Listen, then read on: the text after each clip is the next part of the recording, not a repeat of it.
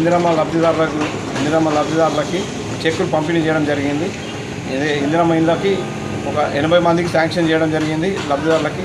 దాంట్లో మొదటి విడతగా బేస్మెంట్ లెవెల్ చేసిన వారికి ₹1,00,000 మంజూరు చేయడం జరిగింది.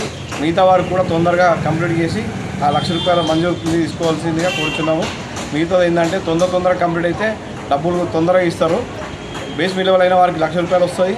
మళ్ళీ గోడ లేపి స్లాబ్ లెవెల్ గోడ లేపిన వారికి ₹1,00,000, స్లాబ్కి ₹2,00,000, కంప్లీట్ అయిన ₹1,00,000, మొత్తం ₹5,00,000 కంపల్సరీగా వస్తాయి.